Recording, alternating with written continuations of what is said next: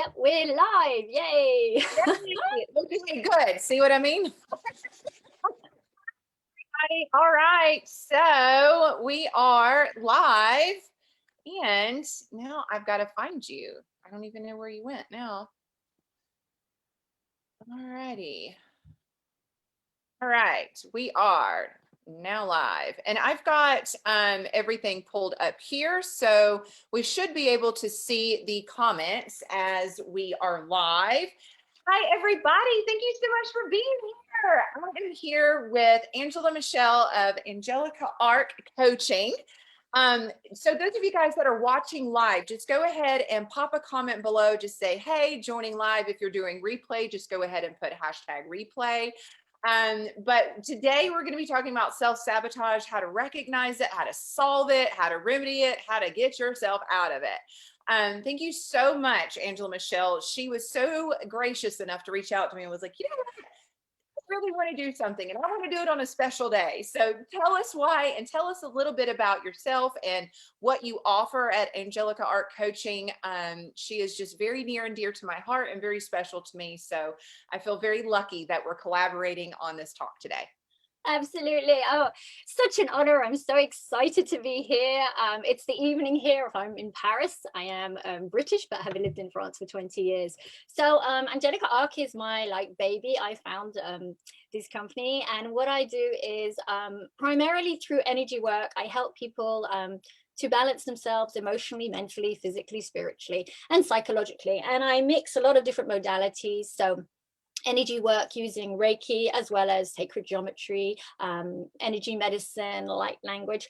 I also incorporate life coaching and then also spirituality. So it's kind of all these modalities mixed into one. So I am a life coach as well as an energy healer. And what I love to do, the biggest thing for me is just trying to brighten up people's day and then their lifelong term if I can. And I do that by help them learn how to master their energy.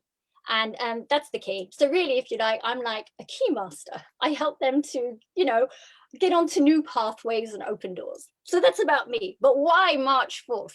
Okay, so March 4th actually is kind of more an American thing that caught on. But for me, the reason is it's such a great energy to march forth, to march forward, to take that leap of faith today. It's almost like the 1st of January when people have New Year's resolutions. It's the day to not worry, to take a risk, to do something that you've been wanting to do for a very long time and you've just been procrastinating and putting it aside. So today is the day, everyone. Anyone who's listening, make that difficult call. I encourage you to make that difficult call that you've been putting off for so long, or if something maybe easier, like you've been wanting to write a book and you've never got time. Write that first page today. Or you really want to get fit and every day it's like, I'm gonna run tomorrow. No, do it today. It's March 4th. Today is today. Let's get that energy between us all and let's just do something different. So that's why we've chosen March 4th. And then we've chosen a fabulous topic, which is just such an amazing topic. So Holly, I'll let you to explain what our topic is. I love that so much, March 4th. And you really get, like, the way you described it, you get such a mental image of just marching forth and just making it happen. So I love that so much. Thank you so much for being here. Those of you guys that have been following me for some time, same thing, offering conscious coaching and classes, and very much like Angela Michelle, just combining all of these intuitive methods to be your best self. So we want to talk about self-sabotage today because, yep, that's a kicker that will get in the way of being your best self or living your best life, or just even understanding how you are growing and changing and evolving. And sometimes this self-sabotage creeps in. We don't even know why we're doing it sometimes, or sometimes we don't even know that we are doing it. So we wanted to shed some light on self-sabotage today and how you can recognize it, how you can solve it, how you can remedy it. Those of you guys know well enough by now, sometimes I can go off on tangents. So we do have a few talking points that we wanted to stay for this live virtual class. Just so you guys have a really good understanding on if it's even applying for you. Maybe there's some different pieces that you've already grown through and it's not necessarily applying, but some of you guys I know that have even reached out to me, and maybe even some of Angela Michelle's clients have dealt with this in some capacity. And heck, she and I both have dealt with it in our own ways. So, the way that I like to describe self sabotage is that it's almost this collision of energy, right? You've got your sights set on a particular goal, aspiration, desire, but you kind of stall yourself, right? You prevent moving forward. And instead of that marching forward to achieve what you want with an attitude of determination, you actually kind of find yourself pumping the brakes, digging the heels in, or you literally are going in an opposite direction with an opposite attitude or an opposite energy, right? Like maybe we've got our sights set on perhaps, I don't know, fitness goal, but yet you do something that's going to prohibit your active movement for your fitness goal. And you're like, well, wait, I've got the intention, I've got the goal, this is what I want to do, but yet this thing is getting in the way. Well, sabotage itself in a self capacity is realistically kind of like this defense mechanism. It's our brain's way of keeping us safe. It's our brain's way of reminding us, like, hey, wait, are you sure you really want this thing? Especially when it's something new and not yet experienced, not yet known. We really don't have the mechanisms from our subconscious to really measure what is going on and measure what we're moving into, especially if it's just something new. And in the past, maybe something new to us has been equated to something scary, something frightful, something fearful. Maybe there's been even a negative experience that's been tacked onto it. So the brain's like, hang on, let me just stop you right there before you move forward, right? And so sometimes this can be very obvious, and sometimes it can actually come in very subtle ways. But realistically, the value that we can give ourselves is the understanding of our natural learning traits. To really prevent the self sabotage and to stop doing it to yourself, you've got to recognize when you're getting in your own way. Some of the time we're just acutely and painfully aware of it, and sometimes we're just not. So we might find ourselves like procrastinating before actually taking care of either like a physical mess or just figuratively, so that it becomes a bigger deal to clean up later, right? So it's really something that involves behaviors or thoughts that keeps you away from your desires. So it like that gap that I always talk about, that gap widens. So our desires are here we are, and we've got to kind of mend the fences with our attitude and our energy. So that's usually the way that I like to describe it. And it's not something that, you want to cast judgment on yourself, or you want to put yourself down because you're in this phase or you're in this experience. It's certainly just part of your growth. And so if we can really look at it for that versus, kicking yourself while you're down or judging yourself on why you're doing it and why you're not actually achieving your goals, it's going to help you kind of like disengage the power or the grip it can have on you. So that's usually the way that I like to describe it. Angela Michelle, do you have any other things that you want to add to what self-sabotage maybe means or feels like to you per se? Yeah, I mean, it's all of what you said, all of the above. And it's, for me, it's self-sabotage. It's when something is holding me back from behaving or thinking in a way that um, preventing me from actually reaching my dream or doing something that I want to do. So it's that self-sabotage that, for me, it's like reaching a ceiling, really. I mean, I'm going ahead, everything is going well. It might be like, I've had a few great weeks, work's going well, I'm jumping out of bed, everything's great. I get in front of the desk, I see I have a whole load of clients, and then suddenly, instead of going, yay, everything's going great, it's like, well, is it too good to be true? Can this, something's going to have to go wrong. And so then that's when the self sabotage comes in, because then there's negative self talk. Maybe a client didn't text me as quickly or respond as quickly as I thought she should or would. And then, well, there you go, she doesn't like me. And the negative spiraling down, that's proof. And that's what self sabotage is. It always wants, it's looking for evidence that you're right. And the whole thing is, like, as you said before, it's because it's our fear of actually doing well and actually growing and moving on to the next stage. And so therefore it tries to keep us small. The fear tries to bring us down. And then in my case, I will just amazingly, because my vibration was really high and doing so well, so I was attracting and manifesting. Suddenly, if I have this thought, well, actually, I can't have it all, or I'm not good enough, then because I'm still in this vibration of attracting things, suddenly I attract something to slow me down, because my thought was, I can't do it. So I might get a physical ailment that actually slows me down within a couple of hours. And then when I've got the ailment, it's like, that's it, it's all finished, it's all gone.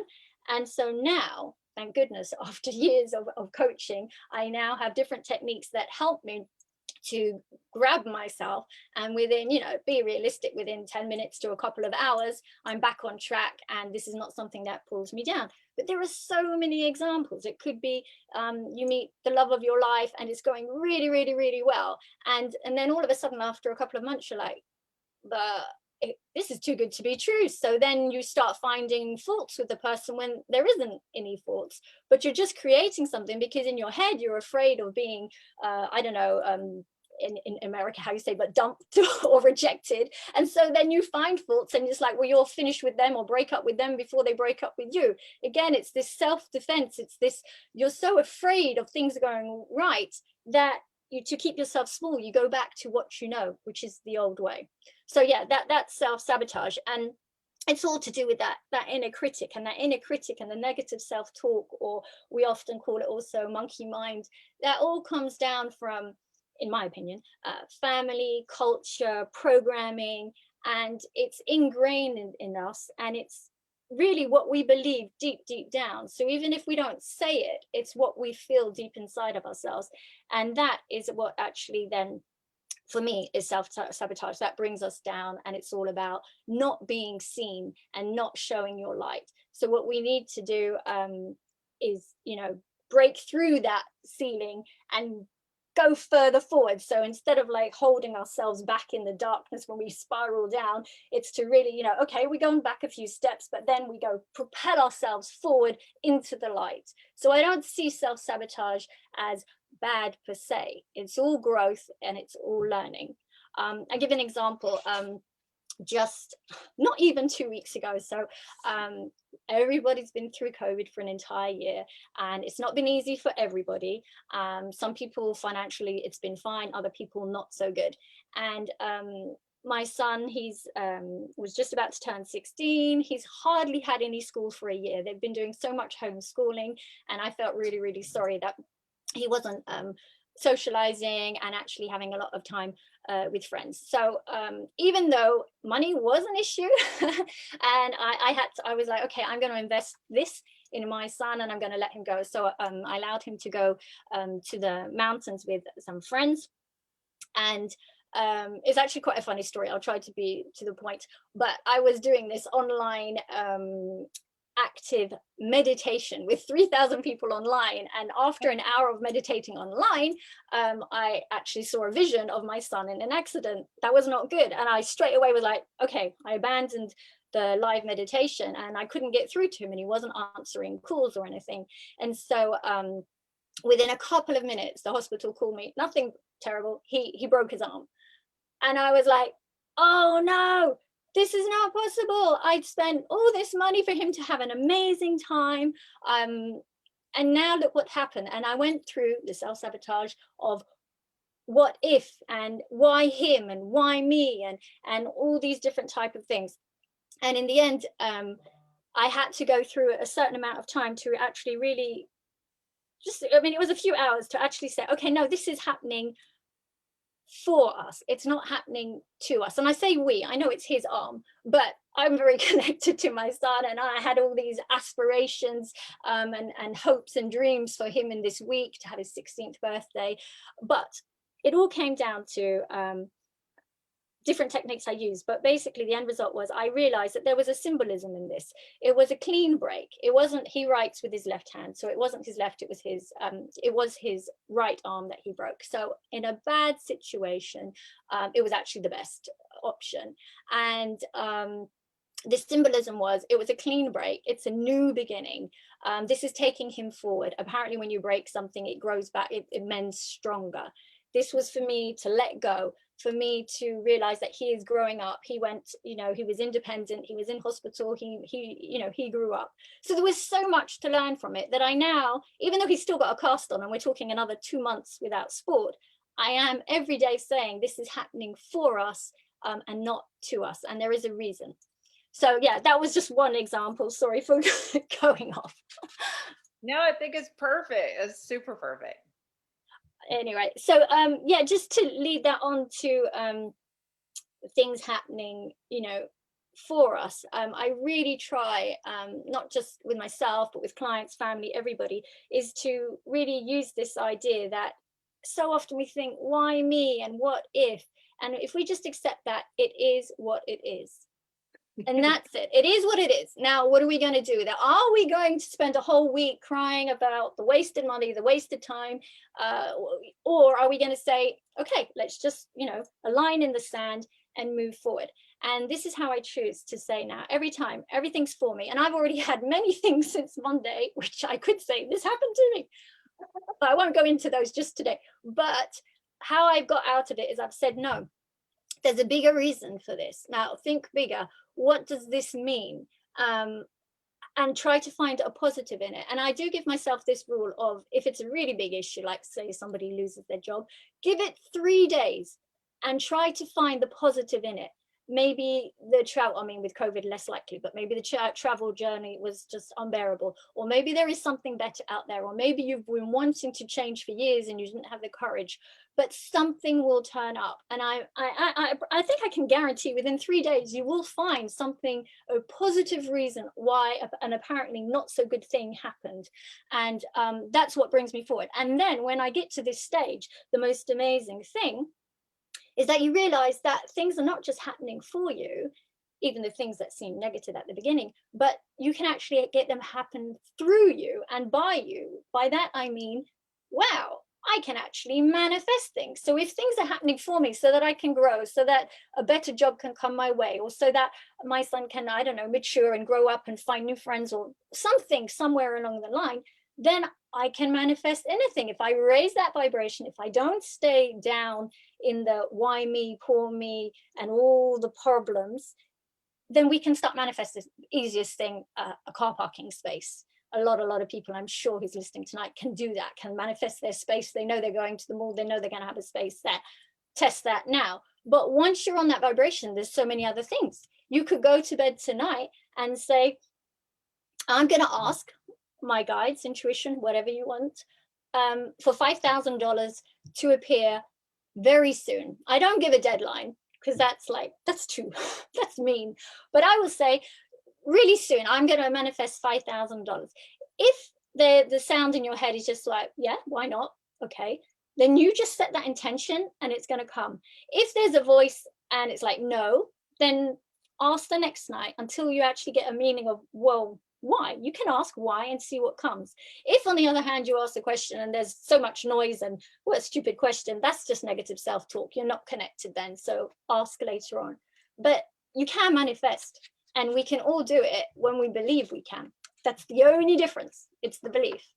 So yeah, that's how self-sabotage for me now, I am trying to always turn it into a positive. I love that so much. And you know what? It really reminded me when you were talking about the example that you gave, and your story is like, that is such a good example of kind of like the blatant and like the obvious self-sabotage, right? And then you also gave the example of like, can things really be this good? And then you go and like, then that is the lenses that you're seeing everything through, right? Like that is the perception and the lenses, like you were looking at the message from your client or whatever the case may be, and like really allowing that to be the filter. So sometimes that's like more of a subtle way. And I know for myself, self-sabotage sort of example would be a perfectionist tendency. And that's something that I have relentlessly been recovering from, because, you know, perfectionists, if anyone can relate to this, it's kind of like the tendency to have this all or nothing thinking, right? Like if I can't do it absolutely perfect, then I can't do it at all. And so then you're still stuck in that collision of energy, that maybe you really have a desire to do it and you really want to execute something. Maybe you want to create something. Maybe you want to develop a project or write a book or whatever, but oh, I can't do it unless it's executed exactly right, right? So it's almost like that area of inflexibility, right? I don't have the the flexible sort of attitude or approach to whatever I'm doing. So I'm really kind of confining the space that I can create and operate in. So that would kind of be another subtle way that sabotage can creep in. And we're not even realizing that we're doing it, right? I'm telling myself, no, I'm going to do the very best I can possibly do. But in essence, I'm really keeping myself from the full experience of what I have my sight set upon because it cannot fit into the little box that I've made it fit into, right? So for me, at least, I've learned that my natural tendencies can kind of be geared towards that perfectionist standard. And so in order to reduce the self-sabotage, I've really got to open up the flexibility and all the things that I'm doing. Like, okay, if I'm going to move forward and do this project or, create this thing, or heck, even if it's like cleaning the house. I used to not want to clean the house until I could literally spend 3 hours doing it because it had to be done a certain way. But now it's like, how can I build in the success in my day? And of course, we'll talk about that later on in the talk of just some winning formulas and some winning ways of actually being able to function in a way to where you feel the success, but you're not giving so much room for that sabotage to creep in. And a lot of that is really celebrating your incremental gains, right? With the all or nothing thinking with perfectionists, it's like it's got to be all amazing or it's nothing at all, right? I wouldn't notice that, okay, maybe I'm growing and I'm expanding and I'm achieving some goals. But if I haven't reached like that almighty one, then in my mind, it's like, all is lost, right? I haven't achieved this thing, so I can't even celebrate yet. Which really, if you think about it, and I know you know this with law of attraction, that was just preventing me and like again widening that gap and pushing me further away from the goal because I wasn't even celebrating the important sort of like the gains, right? Like kind of climbing up the ladder. I wanted to make sure I was at the very top before I could celebrate. And really that was just preventing the beauty of the experience, the present moment of the now, and also being able to align to the energy in which the goal even exists in anyway. And so I was really kind of like spreading that out and not giving myself enough room.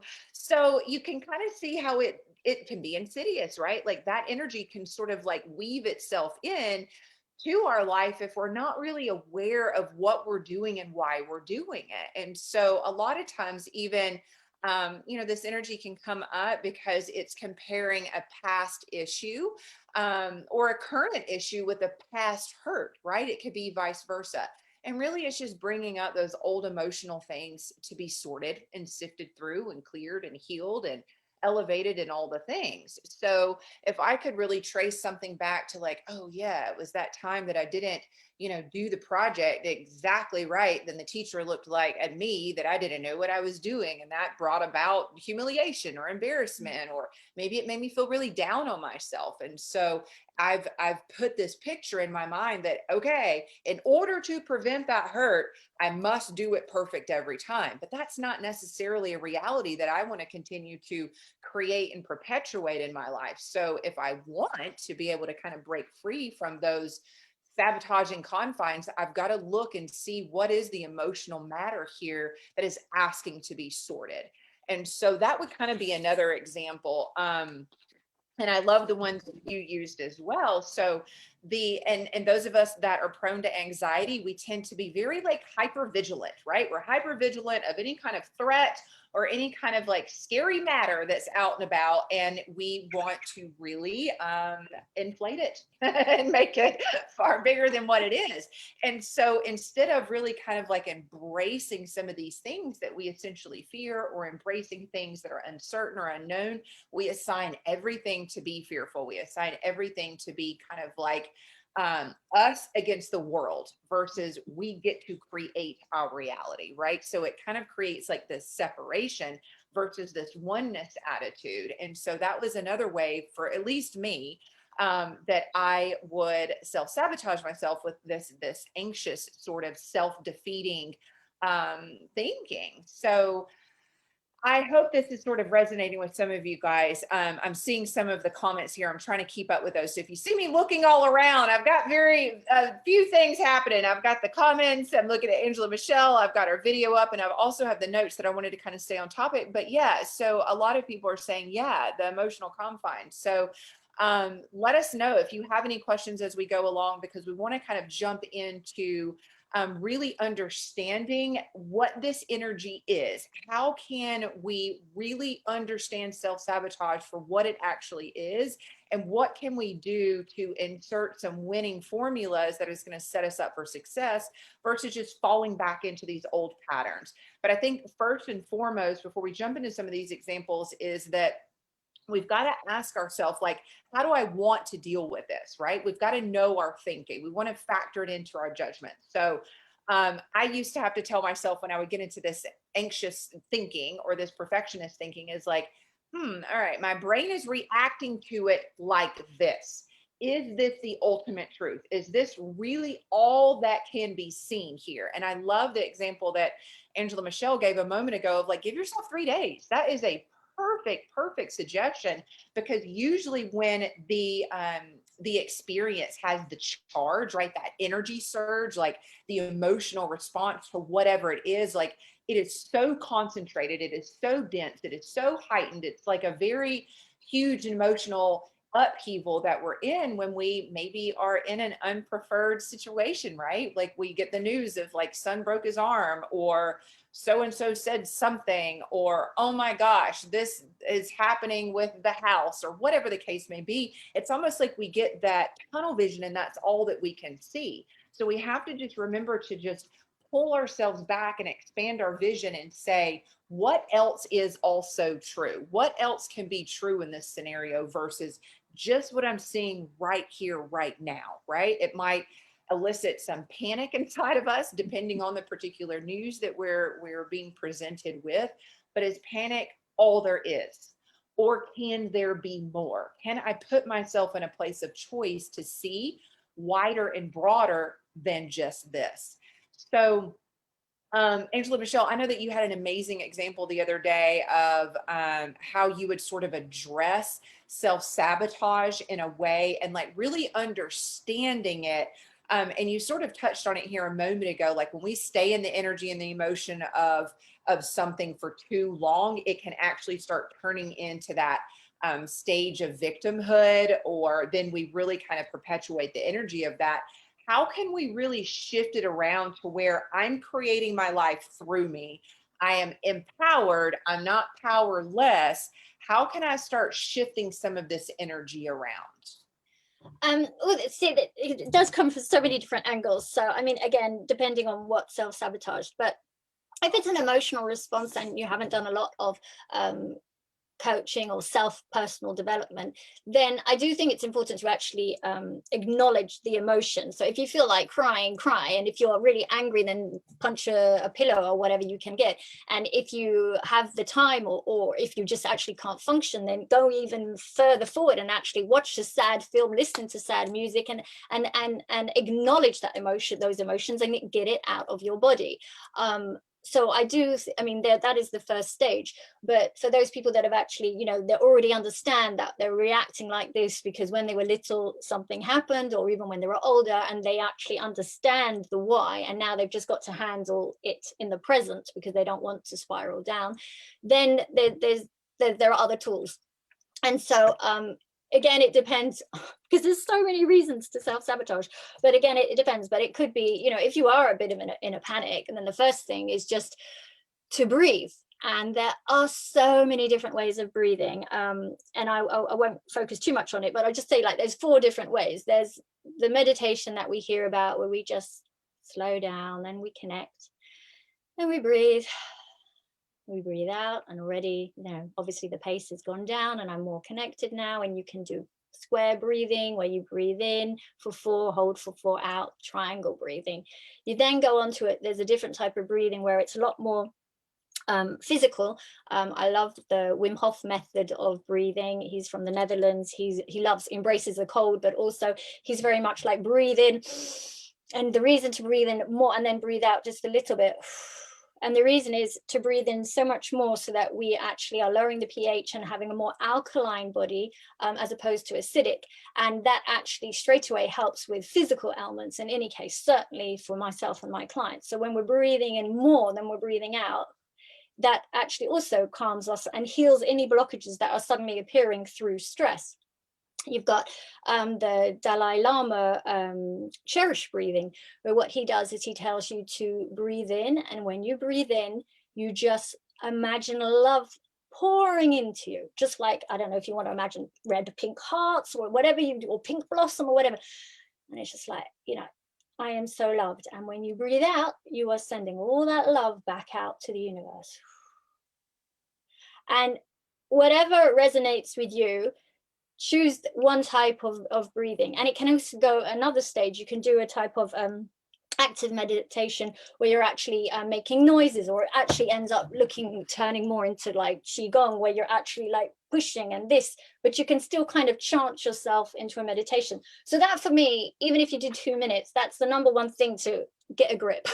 Basically, it's to redirect, refocus, get out of this, why me, I can't do it, it's the end of the world, why did I try, everything's finished, I've lost the boyfriend, the house, the this, the that, the health, and just get a grip. And then after that, there are again many different methods, but before going into them, it would be, I then actually nowadays turn straight to gratitude. I'm pleased it's only that. Even if I feel ill or I have a health ailment or somebody does, I know it's kind of a bit, I don't know, cheesy to say it could be worse, but it generally, however bad the level, sometimes is worse, because the worst is you know, you're not breathing. So as long as you've got breath in your body, there's still hope. So I actually go straight on to gratitude, which is kind of actually brings me back to co-creating, which is, we're not alone. I seriously, whether you just believe in yourself, the higher version of yourself, the best version of yourself, and that is your guide, you're not alone. If you want to go a step further and believe that you actually have guides and angels and protectors around you, that's another level. Or maybe you know, you're religious, and it doesn't matter what you believe in, but just having that faith and hope will actually, when you just take that first breath, helps you then to connect again and to know, okay, I don't know why it's happening, but I can get through this. And most people do. They spiral. And the only difference between somebody who's had a lot of coaching and energy work and everything is that they spiral for less long if they're going down, you know, or they self-sabotage for less long, because I think it's inevitable at one point, you know, people are always going to have a little bit of a self-sabotage. But I don't find it as negative, because I always feel that in life we can be moving like quick and then slow, and we come back again, and then we'll propel ourselves forward, and sometimes we have to come back again to just appreciate where we've got to, and then we go forward again. So I seriously, there is some saying in England like, you know, people never change, or you don't change, but I don't believe that. I really believe that during life we do change if we want to, and if we want to grow, and if we want to learn. So I don't think I answered your question exactly, but I did. Okay. So then the other things that I do to try to ensure that every day we are moving forward and we have a focus is, I do so this, what I call a winning formula. Pick and choose whatever suits you, but it's a morning and evening routine. I have to say the morning takes about 10 minutes and the evening does take 20 minutes. So it's a lot, but you don't have to do it all. So just to give an example, in the morning when I wake up, the first thing I do, I actually have a pen. So I might write down whatever I just dreamt. And I'll go on to that at the end. Then I will do some breath work. I just explained different types of breathing previously that you could do, but it will just be, because my alarm rings way too early, but I have to get up at 6:30 to take my younger girls to school. So it's like, oh, and it's, I used to just, I am one of these amazing people. I mean, not in a positive way, but the alarm rings and I'm up, I'm out. It's like, oh my God, I'm so fast. So now I actually go, no, breathe, connect. We don't know what dreams I've just had. You know, I need to kind of get back to reality, this earth. I then, I give gratitude. It's my thing since the past year. There's, again, so many different ways to give gratitude. You could just say thank you for this day, or you could do Ho'oponopono, which you might have heard about, which is all about, you know, I'm sorry, I love you, please forgive me, thank you. Very important, super works. But, you know, even just saying thank you for today. I ask for forgiveness, or I give forgiveness to others. This is really taking a few seconds. I forgive myself for, it doesn't matter, whatever. There's always something. I mean, I have kids, so I mean, I'm always doing something probably not right. So just ask for forgiveness. And then I forgive others, because I seriously feel that if you are holding a grudge against anybody, whether it's a parent, whether it's somebody at work, you can't help but absorb that anger or annoyance or venom, and it gets into your body and it doesn't make you feel well. So I have to, it's just part of my thing now. I just offer that I'm going to forgive everyone, because that way my body, it's selfish, it's for me, then I feel better. I set intentions. The intentions is not the to-do list of every single client I have in a day. It's more about the emotions I want to feel and the good that I want to do in the day. And again, that's kind of going more down the spirituality field, but it just raises me up. And then there you go, then I'm off. That's already it, and that's a few seconds. Then I've got a minute, then I've gone off to the bathroom, and I might stretch and I'll shower. And the difference is, if you're lucky enough, you might not think so, to have a mirror while you're in your shower, look at yourself and give yourself love and appreciation. Even if you've got hard skin on your feet and you don't particularly love your feet, tell yourself that you love your feet, because if you didn't have your feet, you wouldn't be happy. So even if you've got aches and pains, even if you're not feeling as good as you once did or you wish you could, be grateful, because it's this vibration thing. When you feel, give gratitude, more, honestly, it works. More good things will come your way. I can assure you from years of experience, the more I moaned, the more rubbish kept coming my way, health-wise or whatever. And I'll tell you something else that I do in the morning, and it's not just in the morning, but it's clean living. And by that I mean, if you could go for a walk, go for a walk, or at least walk up and down the stairs, eat and drink. So drink water, drink you know, pure good alkaline water, and then eat as healthily as you can. Tap into your intuition and ask yourself, do I need this coffee? I want coffee, but when I ask myself, it's not always a yes. It's often, no, it's not good for your body, it'll be too heavy, or you haven't drunk enough water. And another tip I have, which sounds a bit way out there, but just whether you believe, so maybe if you believe in a creator, then imagine that creator, and if not, your guides or someone or something that's of importance to you is with you all the time. So it's like you've got someone behind you all the time. If they're with you all the time, you might not be swearing and cursing as much as you would if they weren't there. If they're next to you, the creator or whatever you believe, your guides or your higher self is sitting next to you at your lunch table, maybe you'll take that extra few minutes to appreciate the food, to eat it, to not rush around and panic about the next thing. You'll have respect for that guest. But that guest is you, it's your higher self, it's the best version. And it's all about treating yourself with love. So that's like the morning routine. And just to get to the evening routine is brilliant, because once you're halfway through, you've just passed out and fallen asleep. So this is a win-win situation, because there's no worry about, oh, I can't sleep. So the first advice is obviously not too much screen time late at night, because it obviously wakes you up. Again, to breathe and meditate, but this time to kind of do it in a visualization type of way. You kind of could imagine sitting under a tree, or just something really relaxing and sleep-wise. Again, give gratitude for the day, even if something bad happens, like your son breaks their arm, but you could say, I gave gratitude that night. Well, at least it's not his left arm, so I'm very grateful that it was his right. Thank you very much. Again, I do the offering forgiveness, because I know how I do self-healing and Reiki work. But there's so many, you could even just imagine that light is coming down, and as it comes down from the head all the way down through your body, that you're filling yourself up with light and love, and you can feel it coming down, and you could set the intention that it provides you this light from source power, from Mother Earth, with optimal health, oh, I can feel it already. Wow. And I'm going to be buzzing in a minute. And you could just do something like that. It's all really down to belief and intention. And then two more things. I told you it's long. You state your dream, what you really, really, the life you would love to live, and you imagine it in so much detail. So that's one way of falling asleep, because if you're imagining this great life and your company and your office or the house that you're having, and you go into detail, you might fall asleep.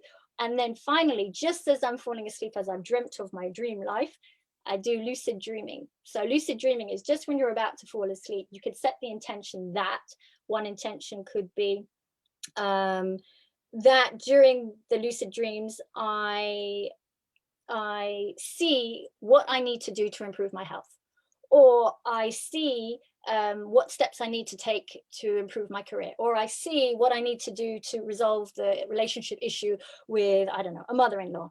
And you set that intention. And that's why there's a pen at your desk. So the first thing in the morning, you just write down whatever dream you can remember.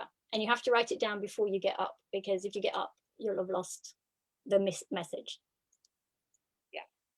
So that is the winning formula, which is really long, but pick and choose what you like, because it focuses the mind, it sets the intention, you know where you're going, and it's just all this kind of time, especially lucid dreaming, instead of all the time in the day when you want to connect and become spiritual and have that type of life, you can do it while you're dreaming. So that's a win-win situation. You're saving time. It's just at night. I love that so much. And I'm laughing because my daughter, she's all about saving time. She's very much about that too. She's very practical and pragmatic, but also she incorporates this kind of spiritual aspect to her life too. And she's like, well, it saves time if you do that. So when you said that, it reminded me of that, which is so beautiful because at the end of the day, Angela Michelle, everything that you just went through, I mean, I don't know if anyone else had this same sort of response, but couldn't you just feel your body just softening? Couldn't you feel your energy relaxing? Couldn't you just feel your mind sort of sliding back? And we want to very much call it being mindful, like these mindful exercises and being more mindful about things. But it truly is about almost like directing the mind's activity through the energy of your heart and the energy of yourself, and like really perpetuating the attitude of that, like redirecting your focus in a way to where these belief systems and these old wounds and these hurts and the fears and the anxieties and all of that actually is a culmination that creates the self-sabotage doesn't have a whole lot of opportunity or space to come in and take over. So if you're more mindful or heart-centered and directed in your focus through these winning formulas and different techniques, it's like you're giving yourself more of a chance, right? You give yourself more of this fighting chance to be in a successful attitude, a successful way of living, and it brings you closer to the oneness within. And that's really what it's about. And once we're close to that oneness within, we live our authenticity. We live our genuine nature. We understand what's aligned for us. And we also understand what's not aligned for us because it doesn't fit within that feeling sense, whether you believe in, the profound power and the potency of the energetic inner workings behind all that we do or not. We can all agree that when we have a more focused attitude, that tends to make us feel better, right? But when we have this chaotic effect of like we're swirling up in our thoughts, we're spiraling down in our fears, we're worried about this, we can't figure that out. It's like our energy spread all over the place. And so our attitude is very much of that's disempowered, right? And that's really why we started talking about this, is remembering to empower ourselves and to kind of take back the reins so we can really conjure the courage that's needed to even move through some of these simplistic exercises. And I think that it's very important to focus on exactly all the things that you talked about. For one, they were all incredible. And it's very much things that I incorporate in my daily practice as well. And it's not to be looked at as a task or something to do. It's about enhancing yourself, making you feel better. Because when you went through just the simple explanation of allowing yourself to envision that light coming in your body, that is literally something every single person here can do. It doesn't matter if you've been trained in any sort of energy modality. It doesn't matter if you meditate. It doesn't matter if you even understand what we're saying right now. If you can think something bad about yourself, you also can think something positive about yourself, right? So if you can lay in the bed and put your head on the pillow at night and think, oh, my stinking hips, they just are hurting. And oh my gosh, I can't believe I said all the things that I did today. Stupid me, shame on myself. You're giving yourself focus for that moment. You can give yourself focus in the moment of, it doesn't even matter. What I'm going to focus on is that light flooding my body, that light flooding my heart, that light flooding my cells, and me feeling better in this moment, me really connecting to myself in this moment, and me deciding in this moment to choose better, right? To choose in my goodness, because that's really everything that you demonstrated in all of your examples, which were amazing, is that it's redirecting ourselves to focus on that internal goodness. And when we focus on the internal goodness from within, we kind of broaden our capability of magnetizing more of that goodness from our environment, from the universe, from one another, from our relationships, from our communications, and honestly, in all that we do. So it's very important to just sort of recognize how the unraveling of sabotage can be presented in our life, and really understanding our natural wiring and what we can do to insert the remedy so we no longer have to, fall victim to our own our own demise, our own defeat, because that doesn't necessarily mean that it's being presented for exactly that. These self-sabotaging things can actually come up to be a catalyst to propel us forward, to really signify that we are ready. Essentially, if you guys think about it, everything that we've talked about today, sabotage is just that little nagging sentiment saying, can you do this? Can you really do this? Is this really possible? Or I'm inept. I'm incapable. I don't know if I can handle this, right? Like, if you really think about it, that's the tone of what self sabotage presents. And if we can take the moment to really recognize what it is and why it's being presented, it's like, oh, yes, I can. Even if I've never encountered this before, even if I've never had an instance where my son broke his arm and I've never had to deal with this before, I can. And he can too. We can get through this. We can understand this better. We can see why this is even coming in. Maybe it is going to help clear out some of these old emotional ties that maybe we've had in the past with people around us, whatever the case may be. So just remember, in the moments that you think that it's overwhelming, you think that I can't do this, I want you to ask yourself, can I? Do I really want to believe that about myself? Do I really want to believe I can't do this, right? And so all these little techniques are extremely powerful. And I hope that you guys could feel that as well, because it's about shifting your attitude and your perception around why you're doing them. It's not just, again, to check off the list. This is really bringing about such a positive change and creating positive coping mechanisms that really don't involve victimhood anymore. It doesn't evolve searching for someone to save you, because the answers are always within here, right? If we remember that and we tap into that energy and we tap into that access from within, we never really feel inept. We don't feel unequipped. We don't feel incapable. We don't feel powerless. We don't feel helpless.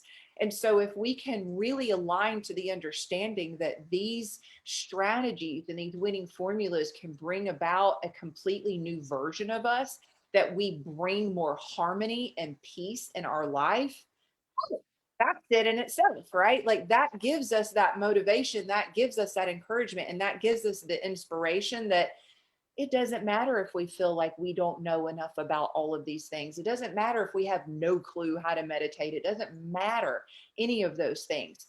Our mind and our heart aligning with the focus of I matter and I care enough about myself to just try is going to completely dissolve and dissipate any of the other sort of like stagnant, stalled, defeating energies that we were once feeling.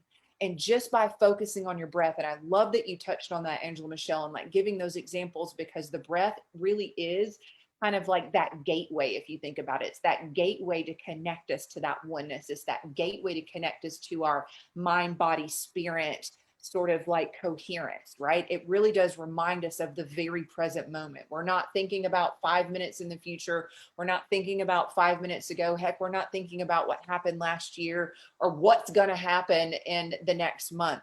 We're focusing on the right now, because that's our powerful tool. That's kind of like our precious moment, is the energy of the right now, because that is what we can create from. That is what we can utilize to live the best version of who we are. And so I love everything that you went over with these winning formulas. And I think really the only ones that I want to add is to get sort of like the mind on board. When we center ourselves with all of the examples that you gave with the breath and the mindful focus and writing down our dreams and the self-love, that's huge, by the way. I love that you touched on that with the mirror in the shower, because again, we can give ourselves the moment of saying, oh, you stupid ugly feet, or we can give ourselves the moment of, oh, I'm so grateful for these feet and these legs and this skin and this face and this hair and this body and this breath. Like that is going to replenish us and rejuvenate us. Remember, guys, we live in a society where we are constantly stimulated. We are constantly being pulled from. We are constantly in a place to where energy is being drained. It is up to us to refill that. It is up to us to replenish those wells that get depleted. It is not up to everything and everyone around us to provide it for us. It is up to us to redirect our focus and decide that we want to do it. And so when we focus on our energy, it really does help. And I know you know this well enough. Angela Michelle has got a ton of energy modality trainings, as do I, but it really matters getting that consciousness on board, right? When we get ourselves like energetically sorted, the body's like, oh, thank you, right? And the mind's like, wait, I want to jump in and I want to participate too. So give the mind an opportunity to get on board. And so some of the examples that I wanted to give is really learn to practically approach yourself in a way to where you can celebrate your success.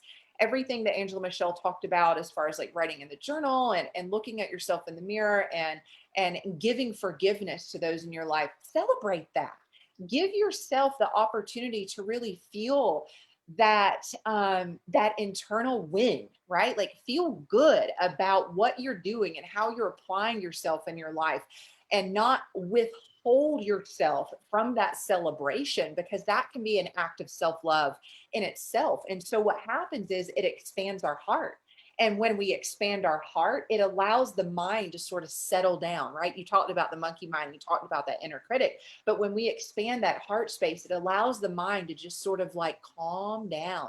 And when we can be in that calmness, we actually can approach things from that calmness instead of kind of that, immediate panicked response when something enters into our life. And so learn those ways about yourself and learn to love the incremental improvements. Learn to celebrate those minor successes instead of being like, oh, well, I'll wait to celebrate when I actually achieve the goal. No, celebrate the fact that you're working towards that goal, that you are focusing on these small things in your life that are actually going to bring about a bigger change. And implement strategies to give yourself room to have your authentic energy shine through, instead of giving yourself more space for like this sabotaging energy to come in, and everything that Angela Michelle went over. But I also would like to say, for those of you guys that have perfectionist tendencies, or those of you guys that have kind of like the anxiety, especially anxiety of making decisions, that's a huge energy drain. So maybe do something to where you have a rule of thumb thinking or a rule of thumb decision making. And I like to utilize this of me. I'm very particular about my energy. I'm very particular about what I do and don't participate in. Whether it's even if I'm going to go to the grocery store right now, even though I need to go, I need to make sure that my energy is in check, my attitude's in check before I insert myself somewhere else and start getting bombarded with external factors.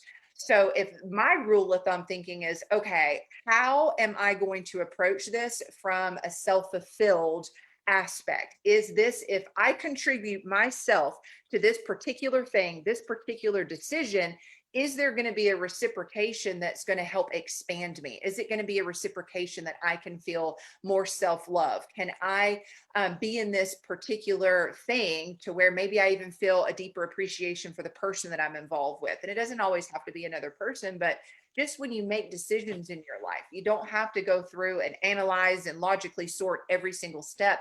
Really allow your heart to step forward and say, what do I want most out of this scenario? And there's just three more that I want to touch on, is that use project to-do list. If you're one of those that feels like, oh my God, these things can get so overwhelming.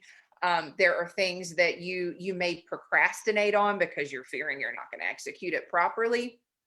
Get a to-do list and outline every step, right? Like really kind of utilize those steps in a day-to-day fashion of like, all right, I'm going to get 1 through 3 done today. I'm not going to worry about 1 through 99, but if I can get 1 through 3 done, then again, it's that incremental success. It's these incremental moments that are really going to add up. This is another one that I really, really love. And I've done this. So say you've got your task list done.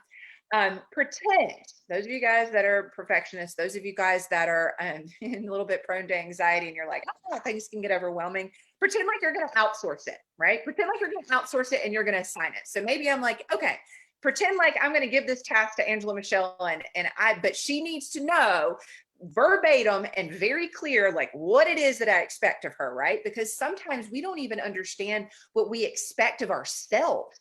So then we give all that space yet again for that self-sabotage to creep in and our mind to start taking over versus being very strategic and in our expectations. So we don't leave a whole lot of room for us to start beating ourselves up or for those defeating patterns or even the energy of the past to come in and kind of disrupt or distort our way of thinking.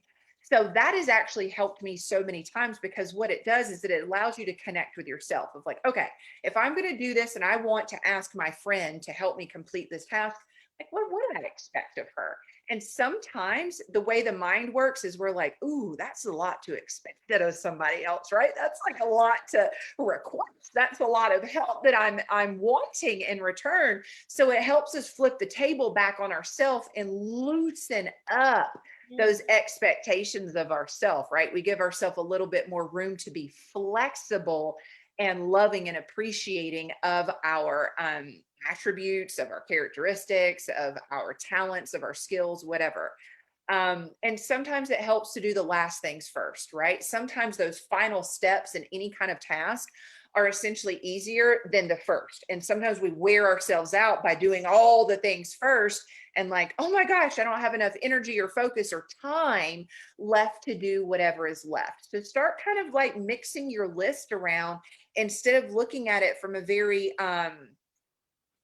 cemented point of view, a very like concrete or final perspective. Like really give yourself room to sort of explore yourself and have the fullness of the experience. So, and everything that, Angela Michelle said, if you're thinking, oh gosh, now I've got to do a morning routine, I've got to do an afternoon routine, I've got to do a routine, like really think about that. Like, it's not that you've got to do it. It's that you get that time with yourself. You get that time with yourself. So if you get to gift yourself with all of these winning formulas, what does that actually mean for you? And how is that going to translate in your life? And how are you going to feel about yourself? So I know that we threw a lot at you, and I know that there's so many ways. I know, it's that you can amazing go what it's amazing what you've said. It's so true, because you often, people feel they just don't have the time to take even 5 minutes for themselves. I'm definitely used to be one of those people, and now I'll take a few more minutes. But you take the time when you crash and burn, or when you just depressed, but you don't realize that all that time accumulates. And if you just actually address the issue now and started giving time to yourself every day, 5-10 minutes to just connect, and to, sometimes we're rushing around like this, and we're just not in the moment, in the time, in the breath. And sometimes just taking that 10 minutes, we can then achieve so much more. And it's phenomenal. And I just wanted to say that I really love everything that you said, especially also, just wanted to agree with you with the empowerment side. Um, I think a key lesson I learned, which, you know, it's something that you learn throughout your whole life. It's not like you just learn it now, but to treat yourself like how you would treat your best friend or a child if you have one.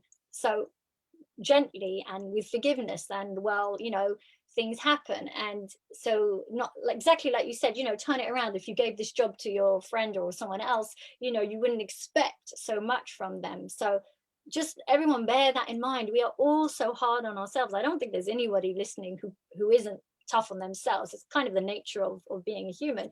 And just for everyone to remember that we are all so different, and we do not need to compare with anybody else. That's why every single fingerprint is apparently different. We're here on this earth, everyone has their own reason, and we're not meant to be like anybody else. We might have similarities, but it ends there.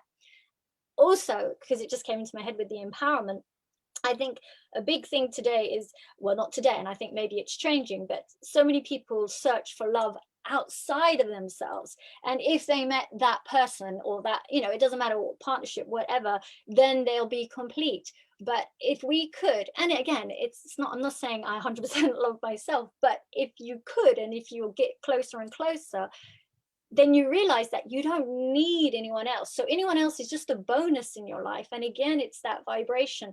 When you really accept and approve of who you are, and just love yourself for who you are, with perceived faults and whatever, you will attract more love into your life. It might not be the love of your life straight away, but it might be friends who love on you, who gift things to you, who do things, and it just raises that. And one other point, because of empowerment at the beginning, is so many people just think, oh, I need that person to do this or that person to do that. And actually, if you just take a breath and put your mind to it, I actually believe we're all capable of doing everything. Not being feminine or stereotypical, but you know, a lady can change her own tire on her car. And you know, this feminine energy that's come in this year and everything, I do feel that, you know, the roles of man and woman is so blended now that we're all capable of doing everything, and we can empower ourselves regardless if we're male, female. And once we just change that mindset that, yes, I can do anything. I didn't think I could do technology, I can now. Or I didn't think I could, you know, I don't know, go live, I can now. And just push yourself today on March the 4th, and at least believe that you can. I mean, it's not that hard to. I haven't changed the tire.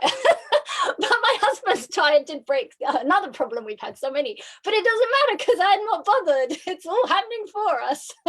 But it's just that idea that, yeah, you can. I actually put some glue thing that fixes it for a while. I didn't actually take it off, but it's the idea. Let's just everybody get that energy that anything's possible, and it is, and we don't have to stick in a self-sabotage area. I love it. I love it so much. And it's so funny because I'm sure some people are like, oh, wait, all these things are happening. And she's saying it's happening for us. But what if it was being presented in a way to where now you get the opportunity to learn something new? Now you get the opportunity to see what you're made of. You get the opportunity to see like how you can really grow and move through something else. So I think the invitation that I would love to ask every single viewer that is either live or on the replay is write it below. Let's inspire one another. Like when you just said March 4th again, it right reminded me, like, what are we going to march forward? Like, how can we band together with this new, fresh perspective of really being the empowered versions of ourselves? What are we going to march forward in? Like, what is the one thing that maybe you've been toying with lately that you're unclear, you're unsure, you don't know, like, all the things, all the chatter in your mind. But if you were to just make the immediate decision today, I am marching forward in blank because of blank.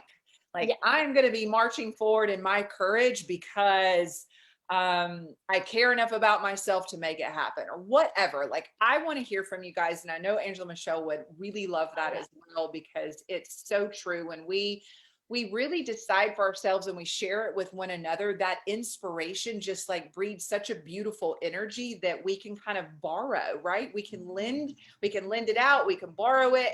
And what happens is that we really kind of set the stage to make things possible for one another. So I just love this talk so much. I'm going to poke in and see about these comments really, really quickly, make sure that we don't. While you look at the comment, just to say with self-sabotage, that's the thing. If you share what often triggers you and gives you self-sabotage with a friend or a buddy or a coach or a guide, then it happens a lot less often. You do not get so often into self-sabotage because you just need to text that buddy and say, and then they'll say, it's not so bad, you can do this. And that, and you know, that's what we're all here for. And then your wonderful group, that's the same thing. Everybody encourages each other and they get through it instead of, you know, having an issue. They just write something up and somebody responds, and it's beautiful. And I just really want to encourage that. I love it. I only have one question so far. We've just got a bunch of amazing comments, and I would love if you had anything that you wanted to add to this, and I can certainly add to it. But maybe even from an energetics perspective, Angela Michelle, how do you get the fear out of your body? Okay, so from my point of view, whenever I'm fearful, I straight away get a pain in my womb area. It's just that's I just know when I'm totally. So I try to then get out of fear and tap into intuition.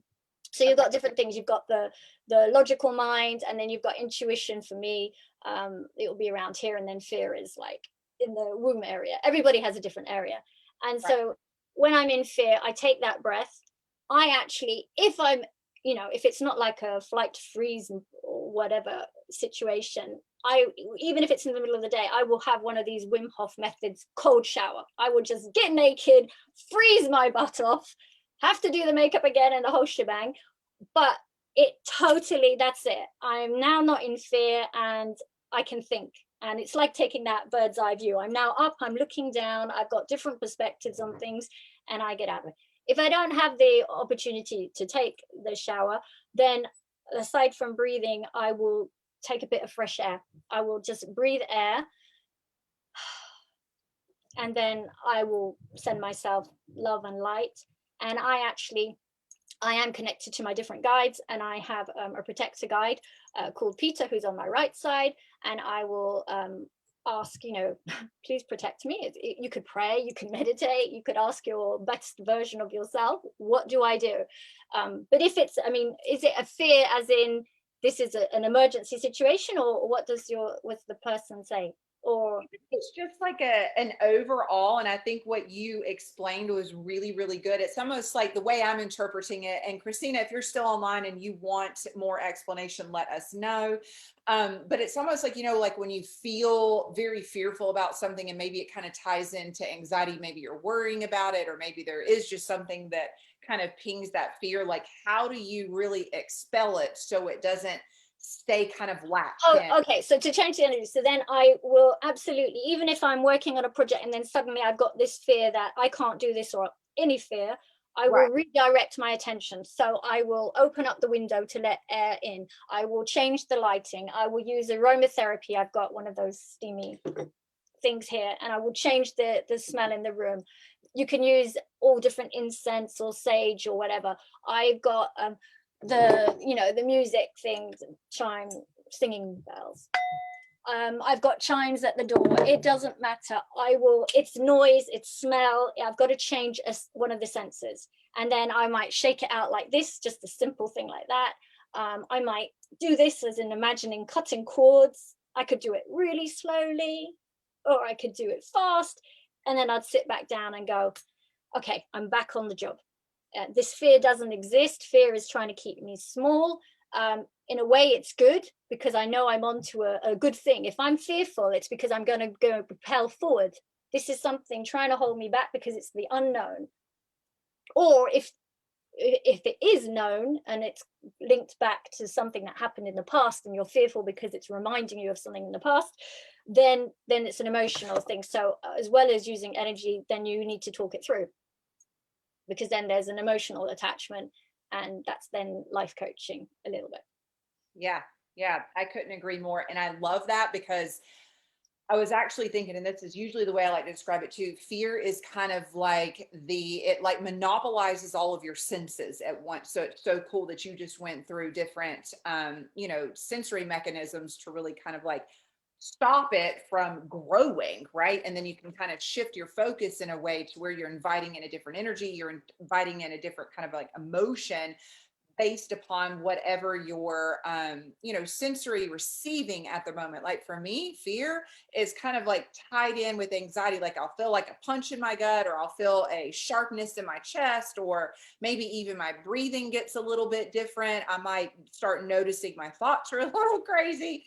But it's like anything that you can do to change your physical senses is actually going to help, like, disengage that energy. So I love all of those examples. Those were actually really, really good. So I think that even providing those for her is going to help tremendously. But yeah, I don't think we really have any more questions. We actually have some folks that are putting down what they're going to be marching forward in. We've got Oh, one, I'm cool. marching forward to love myself, my life, and the courage to be me with beautiful, honest, loving boundaries. Nice. I love that so much. I'm marching forth in my self love because I have so much to offer the world.